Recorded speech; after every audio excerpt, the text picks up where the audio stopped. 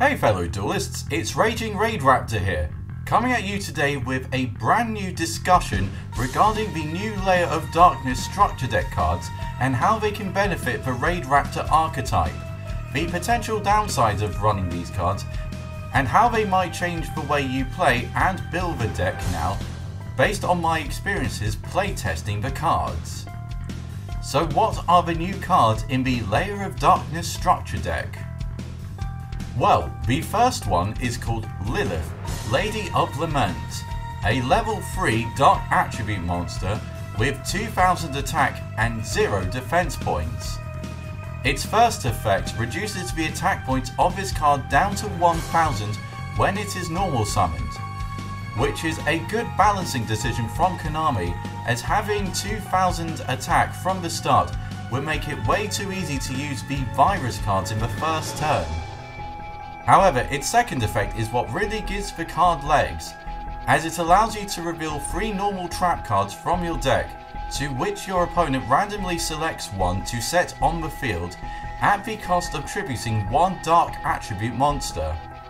All of which is made better by being a spell speed 2 effect, meaning that you could use it on your opponent's turn if you are able to. However, this effect is limited to a hard once per turn, meaning that you cannot use the effect twice if you have 2 copies of this card on the field. The next card is Duelist, the Sinister Shadow Lord, a level 4 dark attribute monster with 500 attack and 2000 defense. Its first effect allows you to tribute any number of dark monsters to special summon this card from your hand, and then gain 500 attack points for every monster tributed with this effect. The second effect enables you to target 1 level 5 or higher dark attribute monster in your graveyard and add it back to your hand. However, you will have to be careful when using the tribute effect, as you will be limited to only being able to summon dark attribute monsters for the rest of that turn. Speaking of level 5 or higher monsters, the next card is Darkest Diablos, Lord of the Lair. Its continuous effect prevents this card from being either targeted or tributed from your opponent. The first optional effect allows you to special summon this card from either the hand or graveyard whenever a dark monster is tributed on your side of the field, while its second optional effect allows you to tribute a dark monster to send a card in your opponent's hand to either the top or bottom of their deck. However, you can only use one of these optional effects once per turn. The next card is Amaran, the Wicked Warden, also a level 4 dark attribute monster, but with 1700 attack and 0 defense points. The first effect allows you to search a copy of Lair of Darkness at the cost of discarding this card from your hand, which is not limited to once per turn. Its second effect allows you to tribute 1 dark monster to draw a card from your deck. However, if you tribute a monster that is not specifically this card, then you have the option to search a dark monster with 2000 or more defense points from your deck. And speaking of Lair of Darkness, it is a field spell that makes every monster on the field dark attribute, while also giving you the option to tribute one of your opponent's dark attribute monsters as a substitute for one of your own as a soft once per turn effect, meaning that you can gain this effect twice if you activate 2 copies of this card per turn, which is excellent if you ask me. To make this card even better, it can special summon tokens up to the number of monsters tributed during a turn at the end phase, which can help you with link summoning. However, your opponent will be able to gain access to this effect as well. The final new card from this structure deck is Grinning Grave Virus. It is a normal trap card that allows you to tribute 1 dark monster with 3000 attack or less, and then your opponent has to destroy a card from either their deck or hand for every 500 attack points that monster has. However, if your tributing monster had an attack of 2000 or more, then any monster card your opponent draws for the next 3 turns will automatically be destroyed. All of which is made better by the fact that any card destroyed by this effect cannot be activated that turn. However, during my playtesting I did not find myself having the option to use the 2000 attack effect at all, so it might not be worth running in the Raidraptor archetype. So how has it helped the deck? Well, having the ability to make room in your extra monster zone by attributing Force Strix to use rank up magic Soul Shaver Force, while also gaining a +1 by either using Amarith or Lilith, definitely gives you more strong power plays. Also, the fact you contribute your opponent's monsters with the field spell can be extremely good for getting rid of your opponent's problematic cards or breaking their extra links. However, you will still need to activate the field spell, which could be negated upon activation with an effect like Trigate Wizard, which doesn't make it as easy of an out compared to the Kaijus. However, you will still be able to tribute the monsters with Lilith and Amarith, even if their effects get negated, since their effects require the cost. Similar to how Dante of the Burning Abyss's milling effect cannot be negated, even though it won't gain the attack points upon negation. Also, the search effects of these new monsters can make this deck faster, since it can search cards that the Raidraptor archetype cannot, while the new field spell can make link summoning a bit easier with its token creation effect, giving you the possibility to summon more than one Xyz monster in a turn.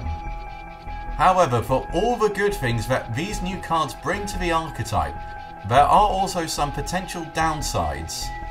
One of which is that Duke Shade's tribute effect automatically limits you to only being able to summon dark attribute monsters for the rest of the turn.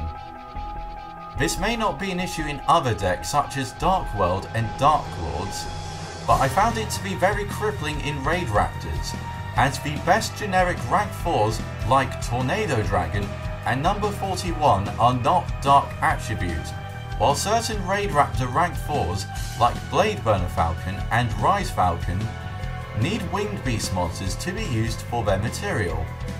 For this reason, I have found this card to be more useless than useful in most situations, to the point where I removed it from my build entirely. Another problem that can occur is the possible bricking hands. The reason for this is the fact that aside from being able to tribute Raidraptor monsters with the Lair of Darkness monsters, the two engines do not have any synergy with each other. For example, there have been instances where I've opened up with a hand of Tribute Laners and Amarite, or Mimicry and Diablos, with no other monsters in my hand to summon Force Strix, making me unable to get my engine running. Also, the fact the Lair of Darkness monsters are not searchable with Raidraptor effects doesn't help either.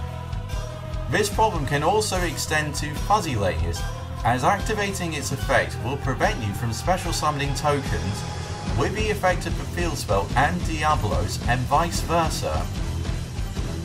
Also, one of the downsides of the Raidraptor archetype is that the stats of the main deck monsters are either too high or not high enough to activate the best virus cards, such as Eradicator Virus and Double Force Virus, making their abusability harder than it would be for other dark attribute decks, such as the previously mentioned Dark Lords.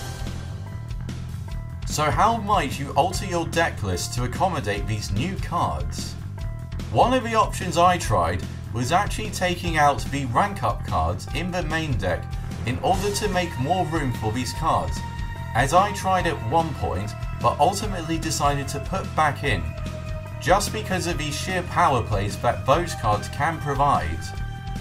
You may also want to reduce the ratios of certain Raidraptor cards in order to make room as well. One of the other changes you may want to consider is running more normal traps, since Lilith can set them from the deck. The ones I would personally recommend are Torrential Tribute and the newly released Infinite Transcendence.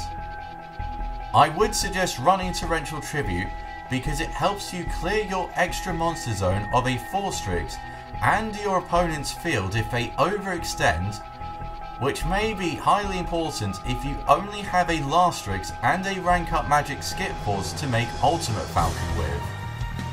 While Infinite Transience can negate a targetable monster your opponent controls, while also having the potential to negate a spell or trap if it is negated in the same column as this card.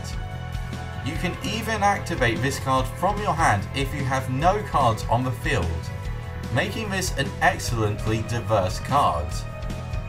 I am currently trying out 5 normal traps for now, as I found that there have been instances where I was not able to use the Lilith's effect in mid-game due to drawing 2 trap cards before being able to use its effect. So in conclusion, I think that despite the issues I've previously mentioned, the new Lair of Darkness cards have benefited the deck by giving it a bit more speed and power plays that it did not previously have, even if it is not as improved compared to other dark attribute decks. But ultimately, I want to know what you guys think. Are you finding the new Lair of Darkness cards working well in Raidraptors? And what other decks are you going to try them out in? I would really like to know. If you did enjoy this video, why not give it a like or share it with your friends? It would be greatly appreciated and would help the growth of the channel as a whole.